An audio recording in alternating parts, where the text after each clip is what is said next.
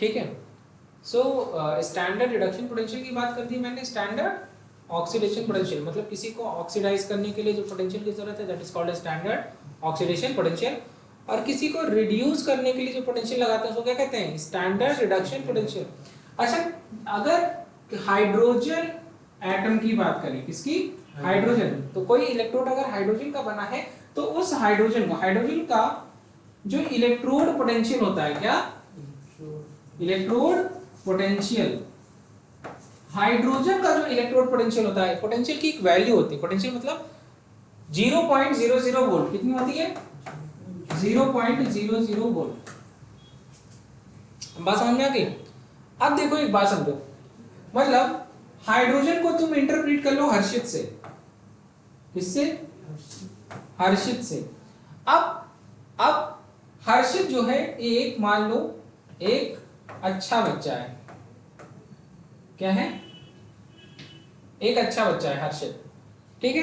अब मान लो ये है शिवांश, ये है मान लो आलोक।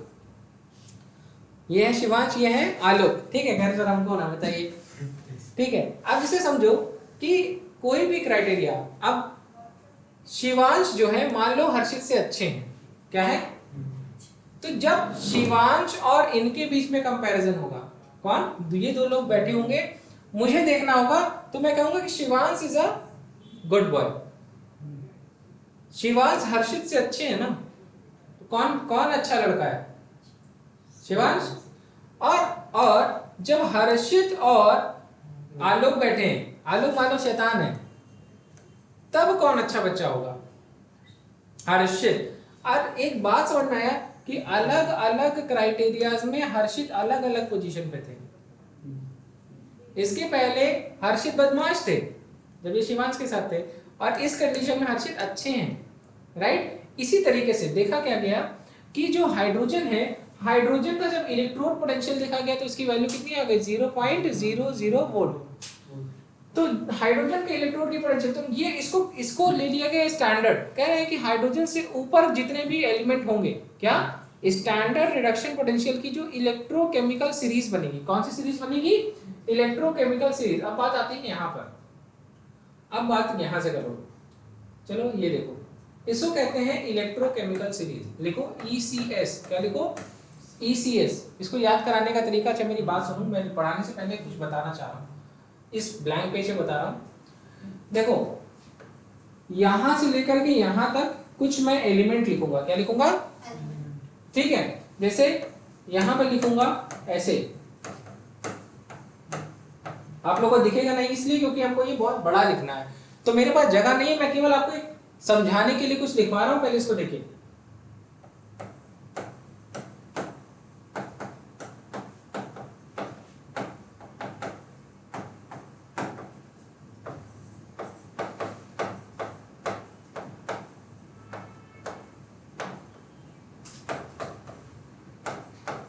ठीक है। अब ये बात समझो, ये पूरा तुमको हमको याद कराना है। इतने में दिखेगा तुमको? तुमको दिख रहा है, लेकिन लाइव में तो बेचारों को तो लाइव में भी दिख रहा है। क्या बात है? चलो मेरी बात समझो। ऐसे ही आपको एक ब्लैंक पेज लेना है। क्या लेना है?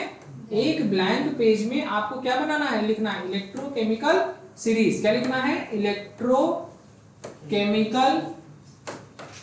सीरीज, ठीक है। इसके पहले का लेक्चर ऑलरेडी हो चुका है, तो आज लेक्चर 2 है इस टॉपिक का, ठीक है। थोड़ा सा आप लोगों को मुश्किल आएगी नए बच्चों को, इलेक्ट्रोकेमिकल सीरीज। लेकिन ये मैं बता रहा हूँ कि यहाँ से पढ़ाऊंगा, यहीं से समझ में आने लगेगा। इलेक्ट्रोकेमिकल सीरीज हेडिंग डालो और वहां पर लिखो इलेक्ट्रोकेमिकल सीरीज जो बनती है वो बनती है according to standard reduction potential. लिखो अकॉर्डिंग डैश करके लिखो, according to standard reduction potential. Blank page पर लिखना है। किस पर? ब्लैंक पेज पर। पूरा पेज ब्लैंक होना चाहिए क्योंकि बहुत बड़ा है, ठीक है। अब आपको लिखना क्या है ये समझो। इतने एलिमेंट कैसे लिखोगे? तो आपको लिखना है ऐसे, देखो यहाँ लिखना लिथियम, जैसे आपकी कॉपी इस तरीके की होगी, ऐसे लाइन होगी ना, यहाँ लिखो लिथियम, ठीक है। तो यहाँ पर लिखो ऐसे पोटेशियम, बेरियम, जैसे मैंने लिखा है। मेरे पास जगह नहीं है इसलिए मैं बगल में लिख रहा हूं। आपको क्या रखना है? एक ही लाइन में लिखना है। तो लिखना है lithium, potassium, barium, calcium, sodium, magnesium, aluminium, manganese और जिंक। इसके बाद क्या लिखना है, chromium, iron, cadmium, cobalt, nickel, tin, lead, hydrogen. उसके बाद copper, iodine, silver, mercury, bromine, chlorine, platinum, gold, fluorine. लिखो, इस बात को लिखो। और इसके साइड में एक मैंने न्यूमोनिक्स लिखा है, लिखा है ना, लिख बे काने मुगल मंजन। क्या लिखवाया है, लिख बे काने मुगल मंजन कर फिर कोल्ड ड्रिंक को निसंकोच पी। क्या, लिख बे काने मुगल मंजन कर फिर कोल्ड ड्रिंक को निसंकोच पी। उसका क्या, हाँ फिर क्या है, क्यों आई एजी, हाँ जी, बुआ कल पटना आई फिर से। सही है। लेकिन मैं आपको बताऊं, ये पढ़ने के बाद पूरी केमिस्ट्री की सारी केमिकल रिप्रेजेंटेशन आपको आ जाएगी, सारी केमिकल रिएक्शन क्यों होती है, क्यों कहीं पर नो रिएक्शन लिखा होता है और क्यों कहीं पे लिखा था रिएक्शन पॉसिबल होगा। जैसे MgCl2 प्लस Zn लिखा होता है तो आगे लिखा होता है नो रिएक्शन, लेकिन ZnCl2 प्लस Mg लिखा होता है तो लिखता है आगे चल के कि भैया यहाँ पर हो जाएगा MgCl2 प्लस जिंक अलग हो जाएगा। दिखाते हैं आप लोगों को, ऐसे लिखा हुआ रहता है और आप समझ नहीं पाते इसके पीछे का रीजन क्या है। एक थोड़ा सा मैं बता रहा हूँ उसके बाद, जैसे आप लोगों ने अक्सर देखा होगा आपकी बुक्स में ऐसे लिख देता है MgCl2 प्लस जिंक, तो वहां लिखा रहता है नो रिएक्शन, देखा है कभी? लेकिन ऐसे लिखा होता है जिंक क्लोराइड प्लस Mg, तो क्या लिखा रहता है MgCl2 प्लस जिंक अलग हो जाता है। ये सब क्यों हो रहा है ये सब नहीं पता होता है। इसी तरीके से लिखा होता है कि CuSO4 प्लस जिंक, तो रिएक्शन के बाद बन जाता है ZnSO4 प्लस Cu, लेकिन कहीं पर लिखा होता है Cu प्लस HCl और लिखा होता है नो रिएक्शन। देखा ये सब? ऐसा सुना होगा ना, कहीं कहीं लिखता है रिएक्शन ही नहीं होगी, कहीं अपने आप में लिखने का आ जाता है कि ये रिएक्शन पॉसिबल होगी। तो आप लोग आज तक रिएक्शन रट के आते हो, लेकिन अगर मैं बोलूं कि इसके पीछे के प्रिपरेशन का कॉन्सेप्ट मैं आपको सिखा दूं तो आपकी बात बन जाएगी। फिर आप कोई भी रिएक्शन देख के ये बता सकते हो होगी कि नहीं होगी, बनेगा कि नहीं बनेगा। दीप्ति समझ में आ रहा है बेटा तुमको? दीपिका, राइट? ठीक है, कोई डाउट हो तो बेटा माइक ऑन कर लेना या फिर आप हमसे पूछ लेना। यहां तक समझ में आया? अब चलो पहले तुम लोग ये छाप लो जो ये आपको निमोनिक्स मैंने सिखाया। क्या, लिख बेकाने। अच्छा, अगर ये सब कुछ सिर्फ एक काल्पनिक है, ठीक है, इसका वास्तविकता से कोई लेना देना नहीं है। हाँ, अगर ऐसा कुछ होता है तो ये बस एक संयोग बस होगा। आता था ना पहले, लिख बेकाने मुगल मंजन कर फिर कोल्ड ड्रिंक को निसंकोच पी, हाँ क्यों आई एजी, हाँ जी, बुआ कल पटना आई फिर से। नोट करो,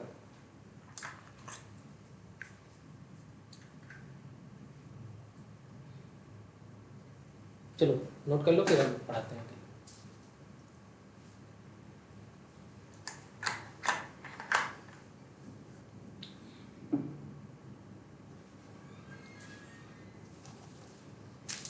तो हम क्या पढ़ा रहे हैं, तो कहेंगे सर आप स्टैंडर्ड रिडक्शन पोटेंशियल पढ़ा रहे हैं। इसके बाद हम किसमें पढ़ेंगे?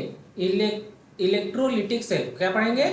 सेल कितने तरीके की होती है? दो तरीके की। कौन कौन सी? इलेक्ट्रोलिटिक और इलेक्ट्रोकेमिकल सेल। निहारिका समझ में आ रहा है बेटा? कुछ कुछ, थोड़ा थोड़ा कि पूरा पूरा आ रहा है? चलो ठीक है फिर।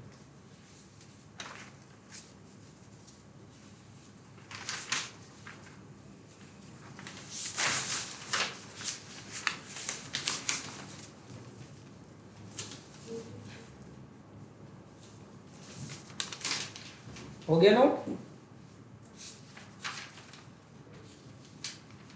चलें, चलिए लिखिए। अब ये बात मैंने आपको एक, सबका नोट हो गया? चलो अब एक बात आगे लिखो, यहां से लिखो। चलो नेक्स्ट पार्ट पे आते हैं, यहीं से नया टॉपिक लिखो, एक नोट लिखो,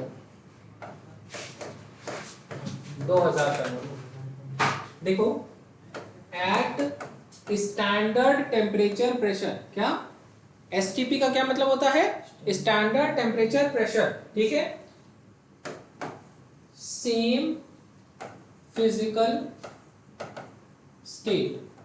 फिजिकल स्टेट कैसा होता है? सेम होता है। तो इस कंडीशन में जो मोलर रेशियो होता है किसी भी स्पीशीज का, molar ratio It is equal to volume ratio and it is equal to number of molecules ratio. ये तो सबको आता होगा। क्लास 11th चैप्टर का नाम स्ट्रक्चर ऑफ एटम, नहीं चैप्टर का नाम मोल कॉन्सेप्ट, चैप्टर नंबर 1 पढ़ा होगा ना, जो नहीं पढ़ा उसको कोई बात नहीं। क्लास 11 चैप्टर नंबर 1 में एक बात लिखा है, एवोगैड्रो लॉ था, V is directly proportional to N directly proportional to N। ये पढ़ा है कभी? क्या होता है? नंबर ऑफ मोल्स, वॉल्यूम और क्या होता है मोल फ्रैक्शन, ये क्या होता है नंबर ऑफ पार्टिकल, क्या होता है नंबर ऑफ पार्टिकल। ये सब सुना है कि नहीं? सुना सुना लग रहा है कि सुना सुना लग रहा है? एक चीज होती है सुना सुना, हाँ एक होता है सुना सुना, हाँ दोनों में अंतर है। कह रहे भाई छोटी हो बड़े की बात नहीं है, हाँ ये कभी पढ़ा होगा तो पता चलेगा और कभी नहीं पढ़ा होगा तो ऐसा रहेगा, ठीक है। चलिए भाई, चलिए मैं आपको इंटरेस्टिंग चीज बताता हूँ।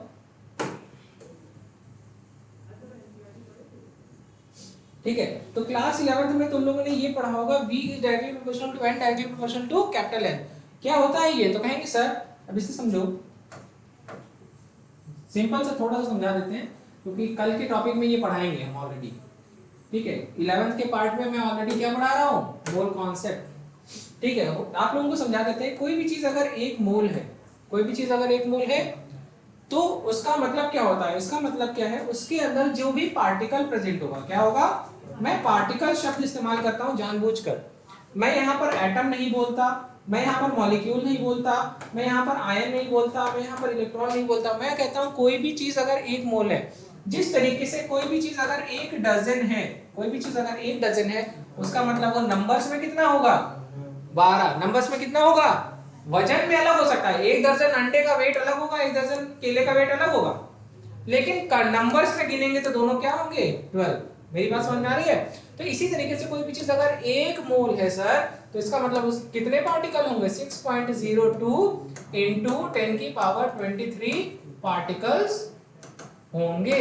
अब the particle can be atom, it can be molecule, it can be compound, it can be ion, it can be etcetera. मतलब व्हाटएवर जो भी आपके दिमाग में आ रहा है वो सब कुछ कितना होगा? इतना होगा। बेटा समझ में आ रहा है? चलिए फाइन, ठीक है, यहां तक समझ में आ गया। ये बेसिक्स हैं, ये नोट्स में साइड में लिख लिया करो, ठीक है। चलिए आगे बढ़े। चलो अब आते हैं अपने काम पे।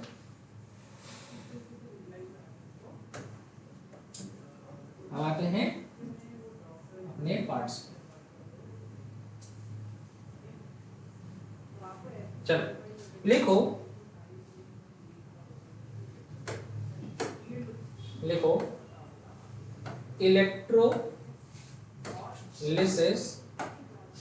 Electrolysis of aqueous solution.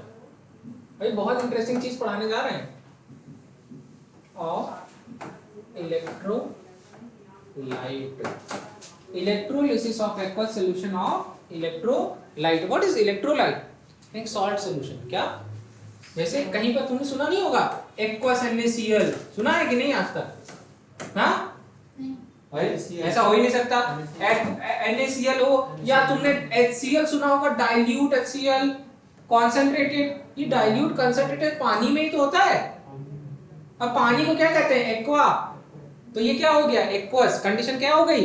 Aqueous. Aqueous कहीं पे लिखा है अगर एक्वस HCl, हाँ एक्वस कुछ भी लिखा है, कुछ भी अगर एक्वस लिखा है इसका मतलब क्या होगा? वो पानी में है। मतलब उसमें दो तरीके के चीजें हैं, एक तो वाटर है और दूसरा क्या है? वो जैसे सोडियम क्लोराइड है। अब देखो पानी है, ठीक है, आपने यहाँ पर एक रॉड लगाई और आपने एक रॉड यहाँ पर लगाई और इसको किससे जोड़ दिया? इलेक्ट्रिक करंट से। बात समझिए, अभी चैप्टर शुरू हो चुका है। अब ये चैप्टर सीरियस मोड में आ गया है। जैसे ये हो गया इलेक्ट्रोड, क्या कहते हैं इसको? इलेक्ट्रोड। और यहाँ पर जो सॉल्यूशन है, लिक्विड सॉल्यूशन है, इस सॉल्यूशन क्या कहते हैं? इलेक्ट्रोलाइट। क्या आ गया? इलेक्ट्रोलाइट। अब यहीं से चैप्टर इंटरेस्टिंग है। अच्छा, पानी के अंदर जब ये जहाँ पे इलेक्ट्रिसिटी आएगी, इलेक्ट्रिसिटी क्या करेगी? आयोनाइज करा देगी। क्या करेगी? आयोनाइज। तो पानी के यहाँ पर क्या हो जाएगा, ये दोनों चीजों का क्या होगा, तो ये Na टूट जाएगा Na+ और Cl- में, हाँ Na+ और Cl- में, और पानी टूटेगा H+ और OH- में। अरे यार ये कितनी अजीब बात है, पानी के अंदर रॉड डालने के बाद इलेक्ट्रिसिटी कंडक्ट क्यों हो रही है? जाहिर सी बात है, पानी के अंदर क्या है? आयन। आयन जब मूव करते हैं, इलेक्ट्रॉन जब मूव करता है तभी तो इलेक्ट्रिसिटी कंडक्ट होती है, सर्किट तभी कंप्लीट होगी। अब जैसे तुम सोच लो, ठीक है, ठीक है, और यहां पर तुम क्या डाल दो? ऑयल। क्या डाल दो? ऑयल। मेरी बात समझना, बड़ी इंटरेस्टिंग बात है। यहां पर आप क्या भर दो? ऑयल भर दो, और इस ऑयल के अंदर आप 2 इलेक्ट्रोड लगा देना, ऐसे सब कुछ सेटअप कर देना। एक बार बताना क्या यहां पर, और फिर जो है यहीं पर बल्ब लगा देना, कुछ भी लगा देना। जैसे यहां से तुमने इलेक्ट्रिसिटी कराई, यहां और यहां पे, मतलब ये जो पानी में सोल्यूशन के अंदर एक तार डाल देना। क्या डाल देना? एक तार किसमें डाल देना? सोल्यूशन के अंदर, और एक तार इसके इलेक्ट्रोड से लगा देना। समझ रहे हो? मेरी बात समझना। और यहां तुम लगा दो बल्ब। क्या लगा दो? बल्ब। क्या करो? एक तार डायरेक्टली इलेक्ट्रोड से जोड़ दो, एक तार डायरेक्टली इलेक्ट्रोड से जोड़ दो, एक तार दूसरे इलेक्ट्रोड से मत जोड़ो। किससे जोड़ दो? सोल्यूशन से। मेरी बात समझना। वही सेम तुम यहां पर भी काम करोगे। यहां पर तुम एक तार किसी इलेक्ट्रोड से जोड़ दो, बल्ब का कोई एक तार अगर तुम इलेक्ट्रोड से जोड़ दो, और दूसरा तार तुम पानी में डाल दो। किसमें डाल दो? बताना करंट लगेगा कि नहीं लगेगा? बल्ब जलेगा कि नहीं जलेगा? इस वाले में जलेगा। क्यों? तुमने एक्सपीरियंस भी किया है, पानी में करंट एक्सपीरियंस किया है। इमर्शन रॉड डालते हो, हाथ डालते हो, करंट लगता है। लगता है कि नहीं? नहीं लगा? हाँ, करना भी नहीं बेटा। लेकिन यहाँ पर मतलब अगर तुम ऑयल के अंदर, किसके अंदर? ऑयल के अंदर डिप करके डालते हो, तो तुमने कभी बल्ब जलेगा कि नहीं जलेगा? नहीं जलेगा। क्यों? क्योंकि नॉन पोलर सॉल्वेंट है। कौन सा सॉल्वेंट है? Non polar solvent. यही रीजन है कि यहाँ पर इलेक्ट्रिसिटी कंडक्ट नहीं होगी और यहाँ पर इलेक्ट्रिसिटी कंडक्ट होगी। Non polar solvent, non polar शब्द का मतलब क्या आता है कि वहां पर किसी भी तरीके का चार्ज डेवलप नहीं होगा। लेकिन यहाँ पर चार्ज डेवलप हो रहा है, क्योंकि Na+ भी बन रहा है, Cl- भी बन रहा है, H+ भी बन रहा है, और OH- भी बन रहा है। This is the reason behind कि भैया क्या हम बात कर रहे हैं। What is electrolyte? आप समझ में आया? हाँ, तो इलेक्ट्रोलाइट, अब जैसे देखो, अब जो है दो कंडीशन है। अभी देखो ये कंडीशन क्या है? एक्वस इलेक्ट्रोलाइट है। क्या है? ऐसा भी तो तुम कह सकते हो सर, क्या ऐसा नहीं हो सकता कि बिल्कुल मॉल्टेन स्टेट में आप सोडियम क्लोराइड ले लें? क्या ले लें? मॉल्टेन स्टेट में, मॉल्टेन मतलब पिघला हुआ, मॉल्टेन सोडियम क्लोराइड ले लीजिए, इसमें पानी नहीं है। जैसे आपने सॉलिड सोडियम क्लोराइड लिया, उसको पिघलाया, पानी में नहीं, पिघलाया, तो वो क्या हो जाएगा? मॉल्टेन। और जब वो मॉल्टेन हो जाएगा, तो मॉल्टेन फॉर्म में वो आयोनाइज होगा कि नहीं होगा? होगा। देखो दो तरीके के आयन तुमको दिख रहा है, Na+ और Cl-। अच्छा, यहां पर तुमको कितने तरीके के आयन दिख रहे थे? 4 तरीके के आयन दिख रहे थे। कितने तरीके के? 4। Na+, Cl-, H+, OH-। यहां पर 4 तरीके के मिल रहे थे। यहां पर एक, आगे बैठ जाओ बेटा, अगर ठंडी लग रही हो इस वाले में बैठ जाओ, ठीक है? या फिर रिमोट कहाँ है सर? रिमोट बिजली बचाई जाए। हैं?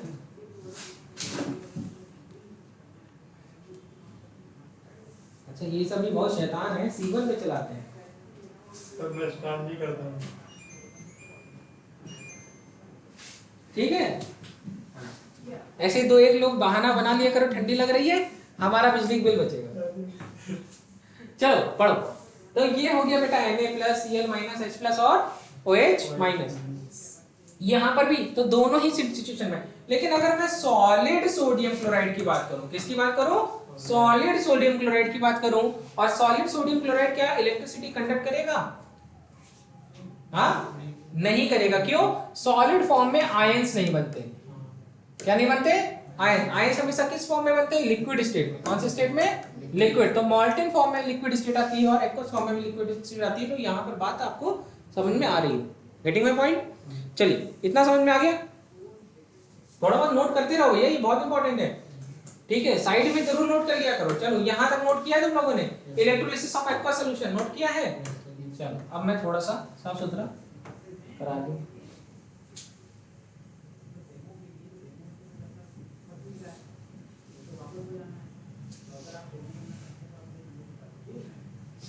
ठीक है, चलो अब बात आती है अगली बात, यही से इंपॉर्टेंट है, ये बहुत इंटरेस्टिंग बात है। अब देखो तुम लोगों को लग रहा होगा, सावन सर एक बात बताइए, अभी आपने बताया यहाँ पर 4 तरीके के आयन थे, एक था सोडियम आयन, एक था क्लोराइड आयन, एक था H+ आयन और एक था OH आयन, राइट। दो कैटायन है, कितने कैटायन है, और दो एनायन है। हाँ अच्छा, यहाँ पर क्या लिखा हुआ है, electrolysis of the aqua sodium aqua solution. मतलब होता क्या है, जब हम किसी भी चीज को इलेक्ट्रोलिसिस, इलेक्ट्रो का मतलब क्या होता है, इलेक्ट्रिसिटी, लिसिस का मतलब ब्रेक डाउन, क्या इलेक्ट्रो का मतलब इलेक्ट्रिसिटी और लिसिस का मतलब ब्रेक डाउन। अच्छा सर एक बात बताइए, ये हो क्या रहा है, कह रहे हैं कि इलेक्ट्रिसिटी की प्रेजेंस में हम किसी भी चीज को ब्रेक कर रहे हैं, ठीक है, और ये जब ब्रेक होगी कोई भी चीज तो वो कहीं पर डिपॉजिट कराएंगे, क्या कराएंगे, कहीं पर उसको डिपॉजिट कराएंगे। डिपॉजिट कहां पर होगा, तो कहेंगे इलेक्ट्रोड पर होगा। कहां पर होगा, इलेक्ट्रोड पर होगा। डिपॉजिट कहां पर होगा, इलेक्ट्रोड पर होगा। अच्छा बेटा देखो, 4 तरीके, 2 तरीके का कैटायन, 2 तरीके का एनायन, तो एक इलेक्ट्रोड पे अगर 2 तरीके का कैटायन आ जाएगा तो भैया तुमको प्योर कोई चीज मिलेगी, हाँ मिक्सचर मिल जाएगा ना, सोडियम आयन भी है, उसी पे H+ आयन है, वहां क्लोराइड आयन है, वहां OH आयन है, तो वहां पर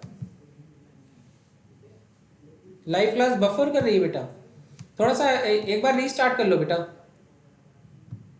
ठीक है। यहाँ पर तो स्पीड काफी है, 5:45, अच्छा एक बार रीस्टार्ट कर दो फिर बताओ मुझे, ठीक है। अभी देखो दो तरीके का, तो कोई भी चीज प्योर मिलेगी क्या, तो कोई मतलब है, अगर प्योर ना मिले तो कोई मतलब है नहीं, प्योर दूध ना मिले तो पियोगे, हाँ अमूल दूध नहीं पिलाता, अगर तुमने पहले कभी प्योर दूध पिया होगा तुमसे अमूल दूध नहीं पिलाएगा। चलो अब पढ़ते हैं, तो यहाँ पर इसी चीज को, तो क्या इन दोनों 2 तरीके का कैटायन है, अच्छा 2 इलेक्ट्रोड है ना, इलेक्ट्रोलिसिस करा रहे हो,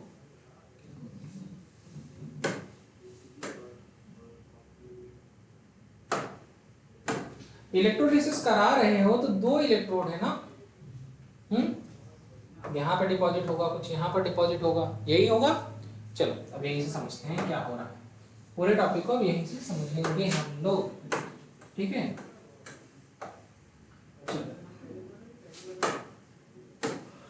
बेटा रिजॉल्व हुआ तुम्हारा दीपिका, ठीक है। चलो अब यहाँ पर नेक्स्ट पार्ट करते हैं, ठीक है। लिखो, हेडिंग डालो, प्रेफरेंशियल डिस्चार्ज थ्योरी।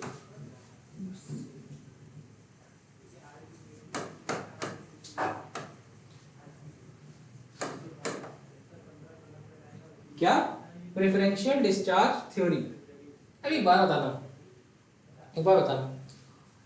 जैसे मान लो कि तुम्हारा कहीं पर प्रॉब्लम हो गया, किसी से जो है लड़ाई हो गई और तुमने FIR दर्ज करा दी, अब मुकदमा लग गया, अब उस मुकदमा को लड़ने के लिए किसकी जरूरत है, वकील की, किसकी जरूरत है, वकील की। अच्छा बेटा एक बात बताओ, जब मैं बात करूंगा वकील की तो मैं तुमसे ये कहूंगा, एक वकील है जो वही सेम काम कराने के लिए 5,000 रुपए चार्ज कर रहा है केस रफा दफा कराने के लिए, और एक इंसान है जो उस काम के लिए 50,000 रुपए चार्ज कर रहा है। वकील होते ना, बड़ा वकील, ठीक है, नया वकील, किससे काम कराओगे, 5 कौन 5 वाले से कराएगा, सब, बड़ा गैप है, बड़ा गैप है। तो यहाँ पर अच्छा तुम लोगों को कुछ मैंने लिखवाया था, ये लिखवाया था, यहाँ पर एक वैल्यू लिखी हुई है -3.05 और ये वैल्यू लिखी है +2.87 वोल्ट, क्या लिखी हुई है, -3.05 वोल्ट और यहाँ पर लिखा हुआ है +2.87 वोल्ट, ये नोट करो। अच्छा एक बात समझो कि अगर कोई काम करना है, जैसे ये मान लो ये वकीलों की लिस्ट है, क्या है, ठीक है, तो ये वकील अगर कोई चीज केवल -3 में कर रहा है तो ये वाला कहेगा हम 3.00 में करेंगे, ये -3.05 में करेगा, ये -3.00। ये कहेगा अरे उनसे क्यों करवा रहे हो, हम यही सेम काम -2.28 में कर देंगे, ये कहेंगे -2 में कर देंगे, कहेंगे -1.98 में कर देंगे। अच्छा एक बात बताना, इसमें से सबसे सस्ता वकील कौन है? ये बेटा माइनस में जो वैल्यू जितनी कम होगी इसका मतलब वो प्लस की तरफ आ रही है, ठीक है, हम जानते थे, ठीक है। तो जितना ज्यादा कोई चीज निगेटिव है, निगेटिव से जैसे निगेटिव में जब वैल्यूज कम होती हैं तो इसका मतलब वो किसकी तरफ आ रही हैं? जीरो की तरफ, मतलब पॉजिटिव की तरफ जा रही है, तो वो वैल्यूज क्या होंगी? बढ़ेंगी। तो ये कहेंगे अरे हम तो फ्री में कर देंगे, हाइड्रोजन कहेंगे हम तो फ्री में कर देंगे। ये फ्री के अलावा ये तो पैसा ही नहीं देना, ऊपर तुमको पैसा दे भी रहे हैं, माइनस में वैल्यू है, ये पैसा चार्ज कर रहे हैं, पॉजिटिव वाले हैं। तो हाइड्रोजन के बाद जितने भी है वो पॉजिटिव है, उनका रिडक्शन पोटेंशियल क्या है? पॉजिटिव। उनका रिडक्शन पोटेंशियल क्या है? निगेटिव। हाइड्रोजन का क्या है? जीरो। तो ऊपर से नीचे जब आएंगे तो रिडक्शन पोटेंशियल क्या होगा? बढ़ेगा। क्या होगा? बढ़ेगा। मतलब किसी सेम काम को कराने के लिए इनकी फीस बढ़ रही है। ये बहुत सारे वकील हैं, जैसे जैसे ऊपर से नीचे आएंगे इनकी फीस बढ़ रही है। क्या हो रही है? फीस बढ़ रही है, इनकी फीस बढ़ रही है। इसका मतलब क्या है? जिसकी फीस बढ़ेगी उससे काम कराना आसान है कि उससे, जैसे दो लोग हैं जैसे सोडियम को ले ले, किसको ले ले? कैल्शियम को ले रहे हैं और मैग्नीशियम को ले रहे हैं। किसको? कैल्शियम को और मैग्नीशियम को, कैल्शियम को और मैग्नीशियम को। तो किसका रिडक्शन पोटेंशियल कम होगा? किसका रिडक्शन पोटेंशियल कम होगा? बताओ किसका? कैल्शियम का। और किसका ज्यादा होगा? ठीक है। अच्छा एक बात बताना, चलो मेरी एक बात सुनो। जैसे जैसे मान लो कि तुम्हारा नगर निगम से तुमको नोटिस आ गई। क्या गई? नगर निगम से नोटिस आ गई। अब तुम्हारा कोई लिंक है, अब तुमने क्या कहा? एक जगह गए, जैसे तुमने वहां पे बोला इनको ये है, ये बात है, तो अब तुम डायरेक्ट उसके पास गए, तो वो उस काम को कराने का ज्यादा पैसा लेगा। अब तुमने मान लो किसी बड़े ऑफिसर से कॉल करा दी वही सेम काम कराने का, तो रेफरेंस आने के बाद वही सेम काम को करने का पैसा क्या होगा? और कम होने के साथ साथ वो काम जल्दी होगा कि लेट होगा? क्या होगा? जल्दी होगा। जल्दी भी होगा और पैसा भी कम लगेगा। क्या चीज? दो चीजें, जल्दी भी होगा और पैसा भी कम लगेगा। और जो है दूसरे के साथ लेट भी हो रहा था और पैसा भी ज्यादा लग रहा था। इसी को कहते हैं reduction potential. Standard reduction potential is inversely proportional to reducing power. क्या? अभी समझाएंगे, ये सब नहीं समझ में आ रहा कोई दिक्कत नहीं है। क्या होगा? Reducing power. What is reducing power? तो जब हम बात करते हैं कि रिड्यूसिंग पावर का मतलब क्या है, अच्छा अधिकारी वही काम, उसके प्रभाव से पैसा भी कम लगा और जल्दी हो गया। क्या हो गया? जल्दी हो गया। तो उसकी पावर ज्यादा है ना, और उसके प्रेजेंस में पैसा ज्यादा देना पड़ा कम, उसके रेफरेंस से पैसा ज्यादा देना पड़ा कम, तो उसके रेफरेंस में आपको पैसा भी कम देना पड़ा और आपकी रिड्यूसिंग पावर भी ज्यादा हो गई। अब इसका अब यही लिखते हैं, इसी को कहते हैं प्रेफरेंशियल डिस्चार्ज थ्योरी। क्या कहते हैं? ठीक है। अब एक बात समझना, अब मैं समझाऊंगा, 2-3 एग्जांपल कराऊंगा, सब आ जाएगा। उसके बाद तुम कोई भी एग्जांपल देखना, सब हो जाएंगे। तो लिखो, चलो लिखो। अब ये चीजें पढ़ाएंगे, परेशान बिल्कुल मत होइएगा। अभी मैं इसमें कुछ चीजें लिखवाऊंगा साइड में, इसीलिए मैंने आपसे बोला था ब्लैंक पेज में लिखिए, तो इस साइड आपके पेज में जगह बची होगी। हाँ, वो जगह बचा के रखिएगा, काम है उसका। ठीक है, चले आगे बढ़े। यहाँ पर ये लिखो प्रेफरेंशियल डिस्चार्ज थ्योरी। लिखो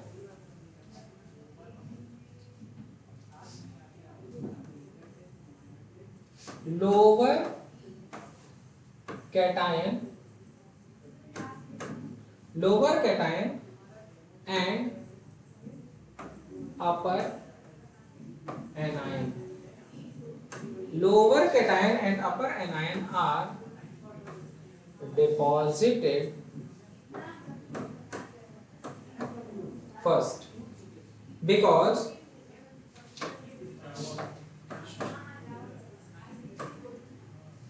their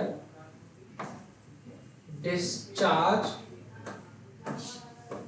potential is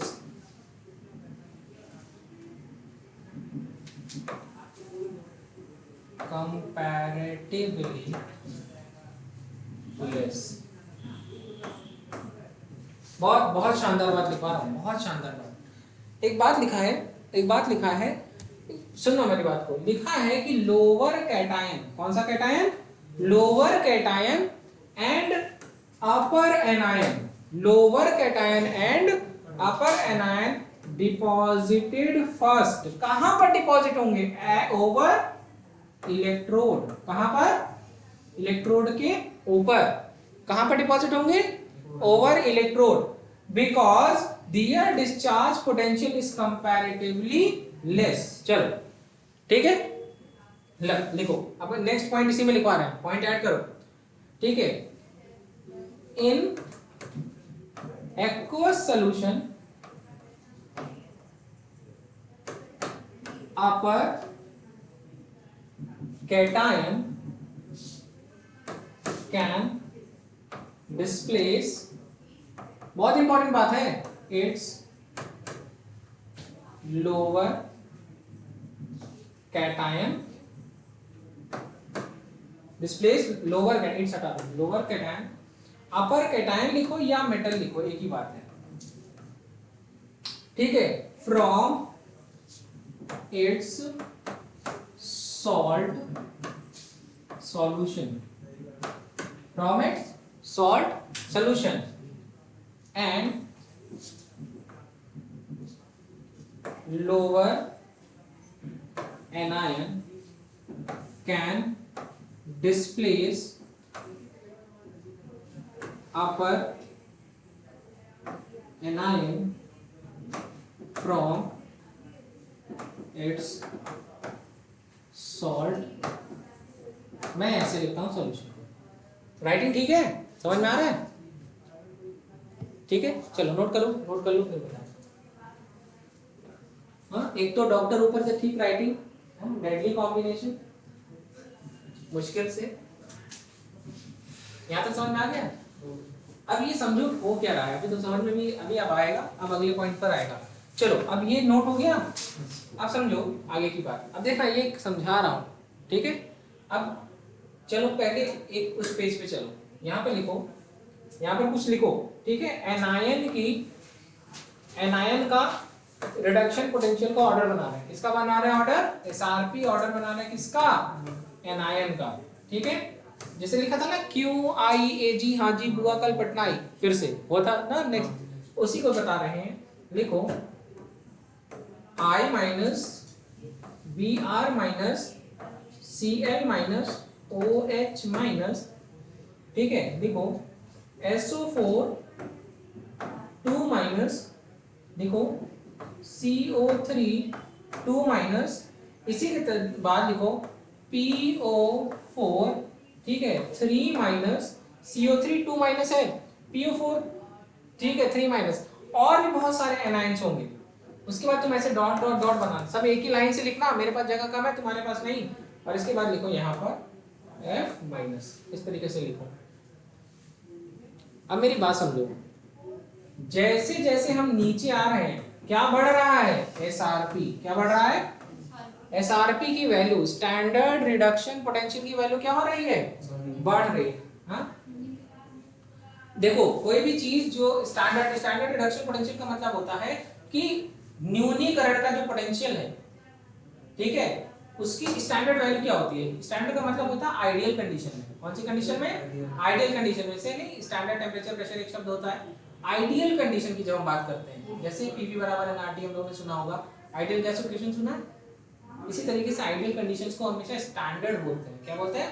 तो कभी भी तुमने सुना होगा जैसे Gibbs free energy change delta G not, ऐसे सुना होगा, तो इसको कहते हैं जहां किसी के ऊपर नॉट लग गया तो इसका मतलब क्या है? वो स्टैंडर्ड कंडीशन है, standard Gibbs free energy change. हाँ, समझ में आया?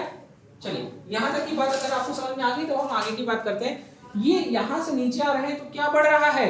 रिडक्शन पोटेंशियल बढ़ रहा है। अच्छा, अभी इससे पहले डेफिनेशन पढ़ो क्या लिखा है कि lower anion can displace upper anion और upper cation can displace lower cation. यही तो पढ़ा है डिफरेंशियल डिस्चार्ज थ्योरी में। अब चलो एक दो एग्जांपल से आपको समझाते हैं। जैसे लिखो, हेडिंग डालो, अब यहां से तुम सीख जाओगे, यहीं से टॉपिक शुरू है, इलेक्ट्रोलिसिस ऑफ एक्वस NaCl।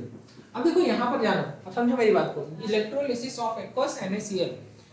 अब आपको क्या लेना है, जैसे यहां पर क्या है, एक कंटेनर लिया, क्या लिया, कंटेनर, ठीक है, और यहां पर आपने क्या लगाया, इलेक्ट्रोड, क्या लगाया,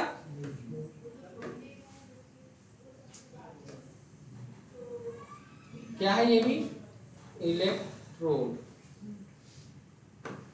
यहां आपने करंट पास करना है, यहां पर आपने ऐसे बना लेना साइड में, यहां पर आपने डाल दिया पानी के अंदर, सोल्यूशन के अंदर रहेंगे प्लस है और Cl माइनस है, H प्लस है और OH माइनस है, ठीक है। ये इलेक्ट्रोलाइट है। What is this, aqueous NaCl, it is aqueous NaCl। क्या है ये, तो कहेंगे इलेक्ट्रोलाइट। क्या है, इलेक्ट्रोलाइट। नोट करिए, इतना बनाइए तो बताएं।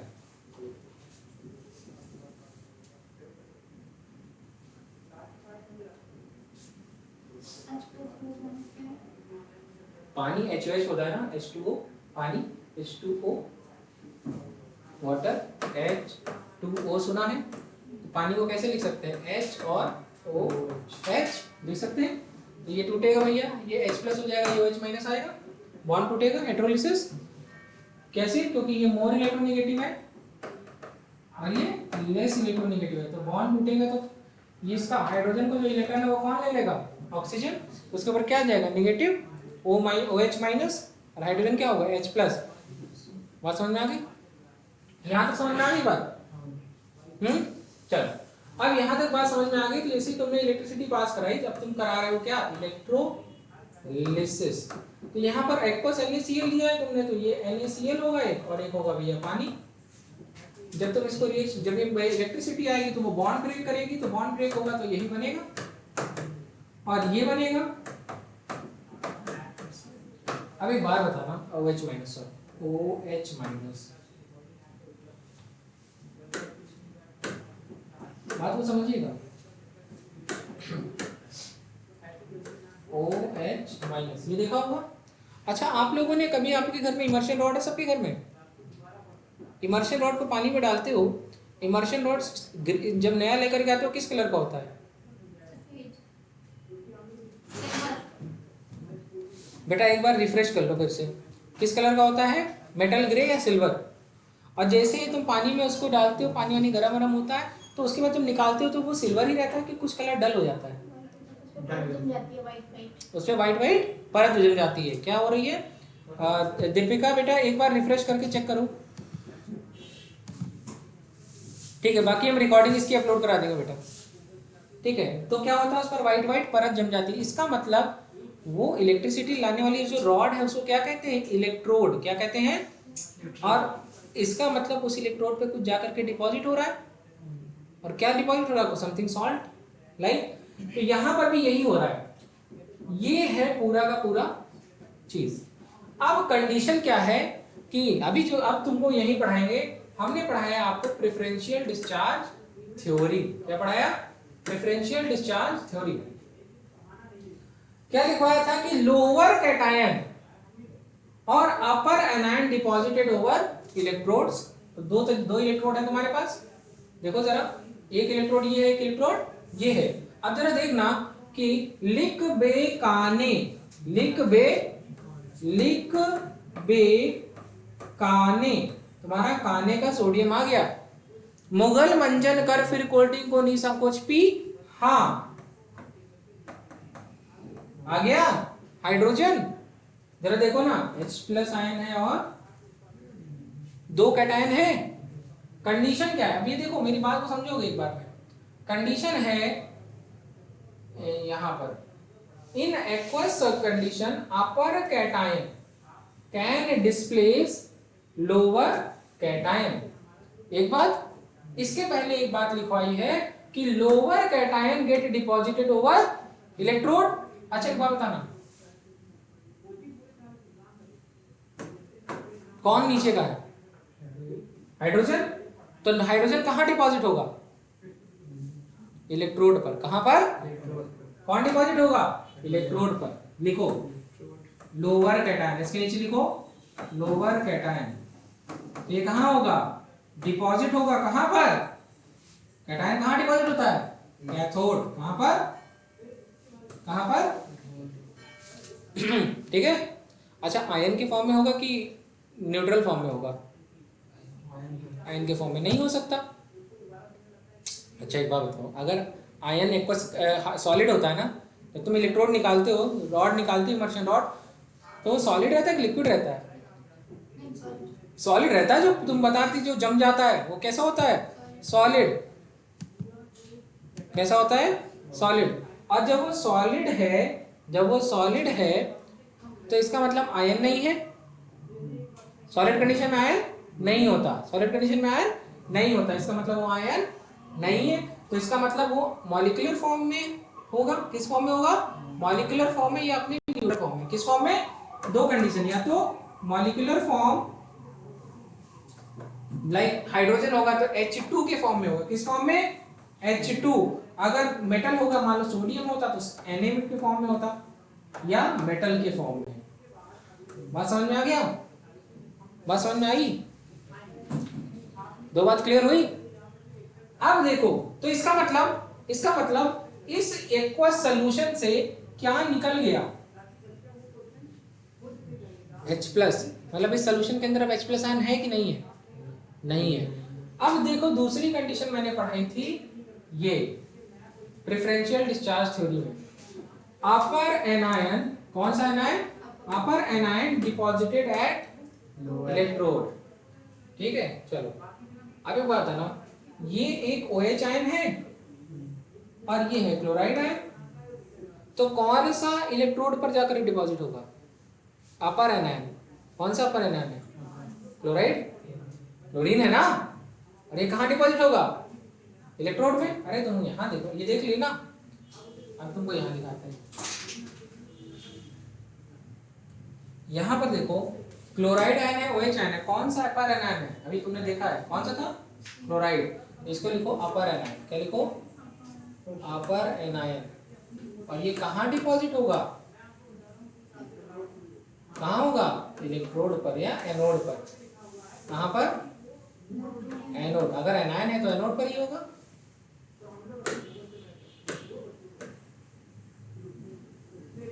यहां तक क्लियर हो गया? यहां तक क्लियर हो गया सर? बहुत बहुत शानदार क्लियर किया है मैंने आपको ये पार्ट। अब आप बात समझिए मेरी बात को। एक सेकंड रुको, पानी पी लें फिर पढ़ाएं। इसका मतलब एक बात बताओ कि अब इस सॉल्यूशन में ये दो एनायन है ना, देखो इधर इधर देखो, इस सॉल्यूशन में दो एनायन है, दोनों में से कौन सा एनायन डिपॉजिट होगा? क्लोराइड। कहाँ चला जाएगा? एनोड पर। ठीक है, ऐसे याद कर लेना। एक ट्रिक बता दे रहा हूँ, लोन। क्या बना रहा हूँ? Left hand side. अच्छा, इसको अगर बांटोगे तो ये कौन सा साइड है? ये कौन सा साइड है? लेफ्ट। तो लेफ्ट हैंड साइड ऑक्सीडेशन होगा, एनोड होगा। क्या होगा? लेफ्ट हैंड साइड में ऑक्सीडेशन होगा और एनोड होगा। अच्छा, अगर ऑक्सीडेशन नहीं होता तो ये देखो ना भैया, Cl माइनस है। क्या है? और आयन की फॉर्म में डिपॉजिट होगा या Cl2 के फॉर्म में डिपॉजिट होगा? Cl2 के फॉर्म में, न्यूट्रल फॉर्म में ना। कोई भी चीज न्यूट्रल, कोई भी एनायन न्यूट्रल कब होता है? अपने मॉलिक्यूलर फॉर्म में। किसमें? अपने मॉलिक्यूलर फॉर्म में। तो ये क्लोरीन यहां पर डिपॉजिट होगा। ठीक है, क्लोरीन यहां पर डिपॉजिट होगा। अच्छा एक बात बताओ, देखना बड़ा इंटरेस्टिंग है, यहां से क्लोरीन निकल गया और यहां से हाइड्रोजन निकल गया। कौन कौन सी चीज निकल गई? तो कहेंगे सर यहां से जो मैंने अभी देखा वो ये देखा, ये दो चीज अब सोल्यूशन से निकल गया। क्या? हाँ, बात सही है कि नहीं? सोल्यूशन के अंदर अब ये दो चीज तुमको नहीं मिलेगा। सोल्यूशन के अंदर अब ये तुमको दो चीज नहीं मिलेगा। मेरी इंटरेस्टिंग बात समझना, अगर सोल्यूशन के अंदर ये दो चीज नहीं मिलेगा, देखा मैं इरेज कर दूं यहां से, क्या मैं यहां से ये इरेज कर दूं?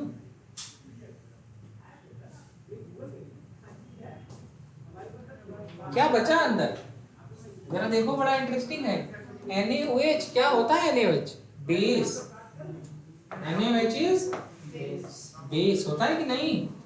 अच्छा एक बताओ, एक बात बताओ, पहले जब तुमने इसके अंदर सॉल्ट डाला था तब उसका पीएच क्या था? सॉल्ट क्या होता है? न्यूट्रल। पीएच क्या होगा? 7। लेकिन जब जब इलेक्ट्रोलिसिस के बाद इसका पीएच बढ़ेगा कि घटेगा? बढ़ेगा। बेस का पीएच 7 से ज्यादा होता है। पीएच ठीक है, लेस देन 7 क्या होगा? एसिड, और मोर देन 7 क्या होगा? बेस। ठीक है, पीएच अगर 7 से ज्यादा तो भैया एसिड, पीएच अगर 7 से कम तो बेस। ये बात समझ में आ गई? इतना तो क्लियर है? ये क्लियर है कि नहीं? अरे मेरे भाई, ये पीएच है और 7 से कम, 7 से ज्यादा होगा तो बेस। ठीक है, मोर देन 7 तो बेस, मोर देन 7 तो बेस, लेस देन 7 तो एसिड। चलो ये सब बात समझ में आ गई। अब एक बात बता मेरा, पहले पीएच क्या था? एग्जाम में क्वेश्चन क्या आएगा पता है? बिफोर इलेक्ट्रोलिसिस और आफ्टर इलेक्ट्रोलिसिस। क्या बिफोर इलेक्ट्रोलिसिस और आफ्टर इलेक्ट्रोलिसिस क्या होगा? सब pH. Before electrolysis 7, after electrolysis more than 7। बात समझ में? ठीक है, अब सॉल्यूशन बचा क्या? सिर्फ इतना ही तो बचा। ये पूरा नोट करो।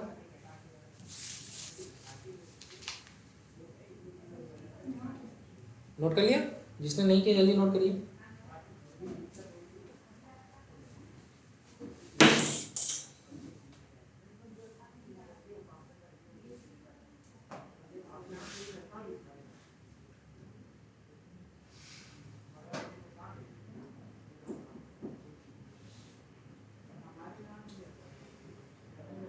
ठीक है, आगे बढ़े।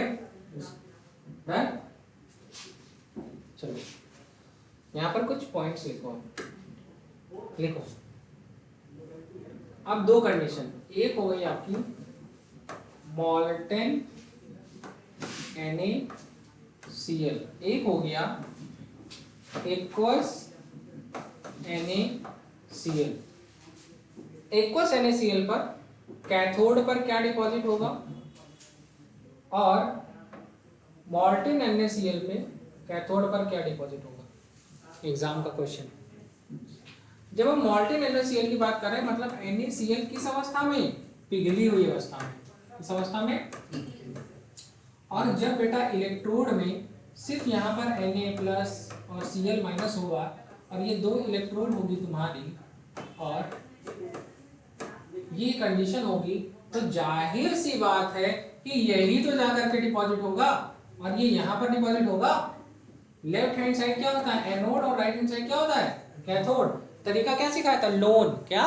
Loan. Left hand side oxidation anode, और ऑक्सीडेशन हो भी तो रहा है। देखो Cl किस में कन्वर्ट हो जा रहा है? Cl2 में। Cl2 का ऑक्सीडेशन नंबर 0। पहले क्या था? -1। -1 से 0 क्या होगा? ऑक्सीडेशन। अरे इलेक्ट्रॉन लूज किया है ना। अरे एक क्लोराइड आयन होगा और एक और क्लोराइड आयन होगा। इसके पास 18 इलेक्ट्रॉन है, इसके पास 18 इलेक्ट्रॉन है ना। 17 उसके खुद के, एक इसने ले लिए। 17 + 1, 17 + 1। अच्छा क्लोरीन के पास कितने हैं? तो कहेंगे सर क्लोरीन के पास तो 17 थे। आउटर मोस्ट शेल में कितने हैं? तो कहेंगे सर आउटर मोस्ट शेल में 1 2 3 4 5 6 और ये 7। वैलेंस शेल में 7। इस क्लोरीन के पास भी कितने हैं? तो कहेंगे देखो भैया, क्या इसके पास 18 हो गए? क्या इसके पास 18 हो गए? लेकिन यहाँ पर क्या, कौन सा बॉन्ड बना है? तो कहेंगे कोवैलेंट बॉन्ड बना है, शेयरिंग के द्वारा बना है। किसके द्वारा? तो किसी ने किसी का लिया क्या? ये दोनों सेम है ना, दोनों सेम ताकत रखते हैं ना, तो इन दोनों के बीच में जो इलेक्ट्रोनेगेटिविटी का डिफरेंस है वो 0 होगा कि नहीं होगा? 0 होगा। सेम ताकत 0, तो किसी भी तरीके का चार्ज डेवलप हुआ? हाँ नहीं। तो इनके ऊपर नेट वैल्यू क्या आएगी? Cl2 की वैल्यू क्या होगी? 0। लेकिन यहाँ पर Cl- है तो एक निगेटिव चार्ज है ना, कोई चार्ज डेवलप हुआ है ना, तो -1 से 0 हो गया तो क्या होगा? क्या होगा? ऑक्सीडेशन। क्या? अच्छा इस क्लोरीन ने अपना एक इलेक्ट्रॉन लूज किया, इस क्लोरीन ने अपना, अब देखो क्लोरीन, क्लोरीन नॉर्मल ये था और इसने एक इलेक्ट्रॉन का जुगाड़ किया तो ये हो गया, 8 हो गया। ये क्लोरीन था,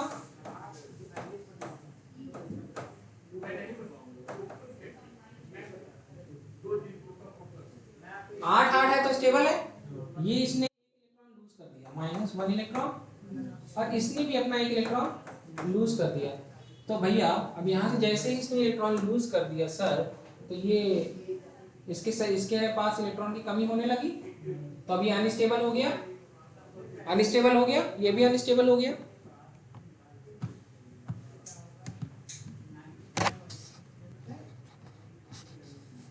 एक सेकंड,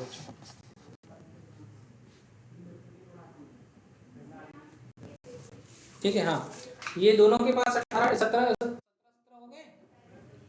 अब बताना सर, दोनों अनस्टेबल हो गए तो इन्होंने आपस में बॉन्ड बना लिया, मैंने बॉन्ड बिगाड़ दिया, बॉन्ड बना लिया, 18 हो गए। अब ये भी स्टेबल और ये भी स्टेबल, क्या किसी तरीके का ट्रांसफर हुआ है? क्या हुआ है? शेयरिंग हुई है। क्या हुई है? शेयरिंग। दोनों स्टेबल हो गए, दोनों के आउटर मोस्ट शेल में 8 हो गए। इनके ऊपर कोई चार्ज डेवलप होगा, जब कभी भी इनमें लड़ाई हो जाएगी तो 20 से अलग होंगे, कोई चार्ज डेवलप होगा। अच्छा, ये दोनों क्लोरीन साथ में आने में 2 इलेक्ट्रॉन को इन्होंने लूज किया है। क्या तुम्हें ये समझ में आ रहा है?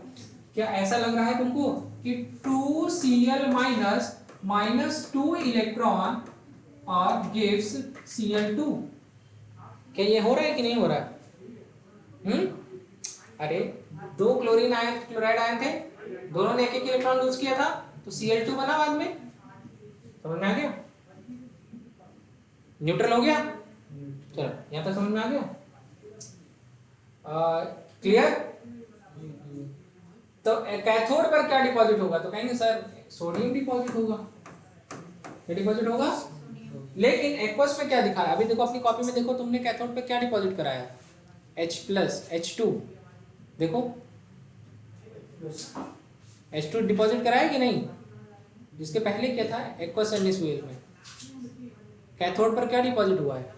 लोअर कैटायन, हाइड्रोजन, है ना? है ना? चलो चलो, तो यहां पर लिखो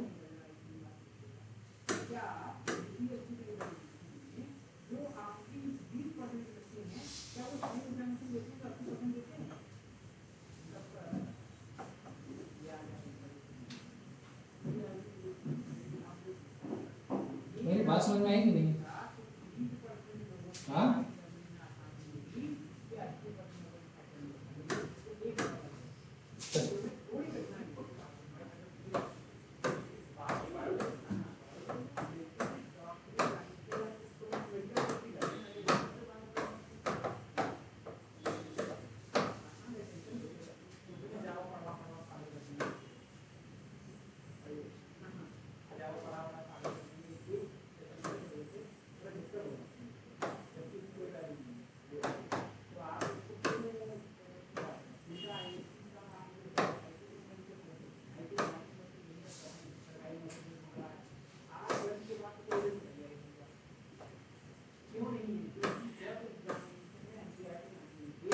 कोई दिक्कत? नोट करो।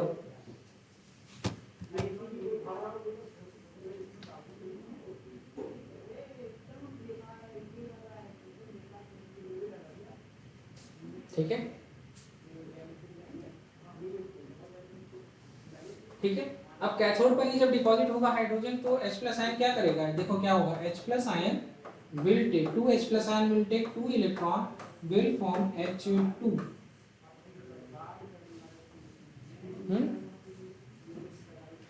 2 H+ ion plus 2 electron will form H2।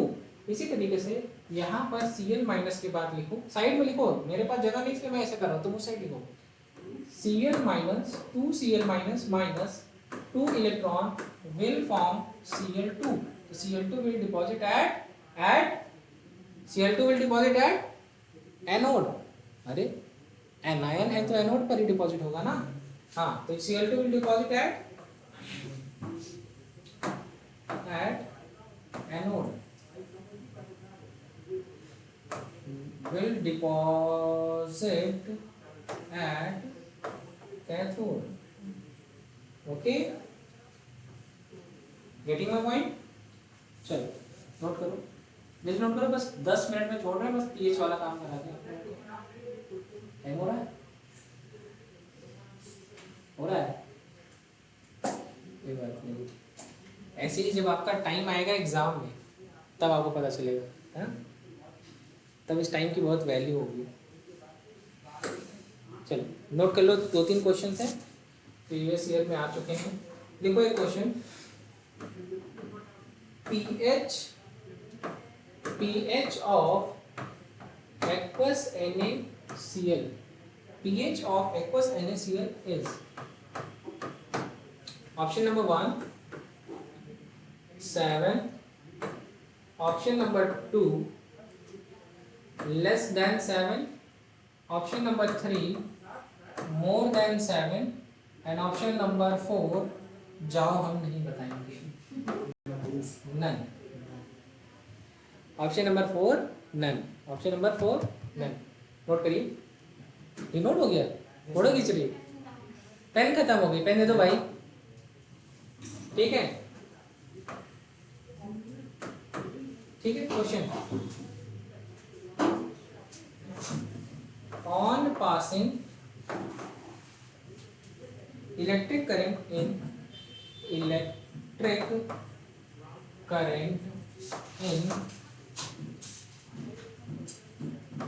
NaCl solution,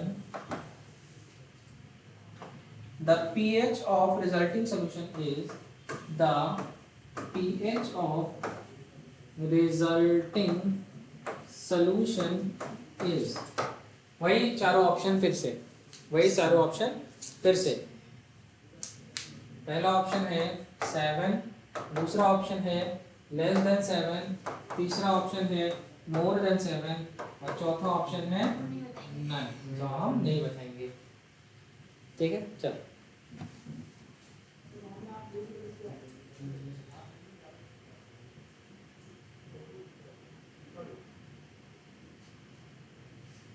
दोनों में आंसर क्या होगा?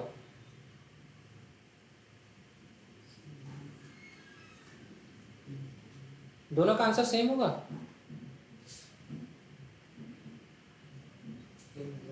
दोनों का आंसर सेम क्या है, लेकिन same data insufficient, greater than 7, हमको लगा डेटा इनसफिशिएंट, ठीक है।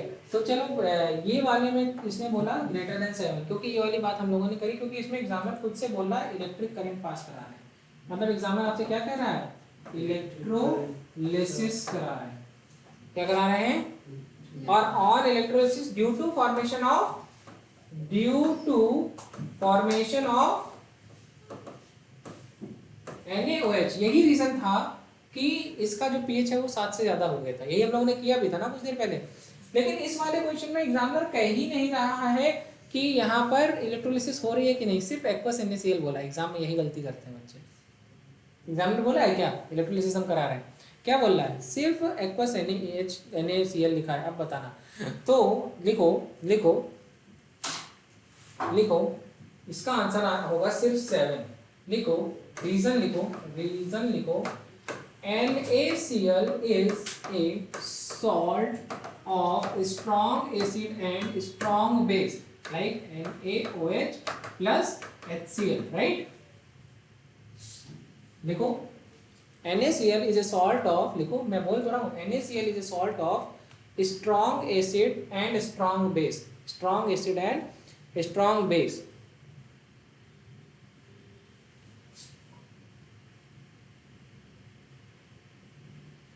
हो गया। hence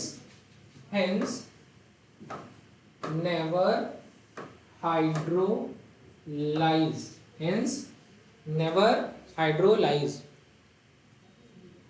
ठीक है, hence never hydrolyze, ठीक है। लिखो अगला पॉइंट, लिखो solution is neutral, pH is 7, अगला पॉइंट लिखो solution is neutral and pH is 7, okay, done। यही तो आता था, ठीक है, समझ आ गया। तो नेक्स्ट क्लास में हम लोग इसी के आगे का पार्ट डिस्कस करेंगे। So this is all about today. Now next class में हम इसके आगे का पार्ट डिस्कस करेंगे। So thank you. समझ आया सब कुछ?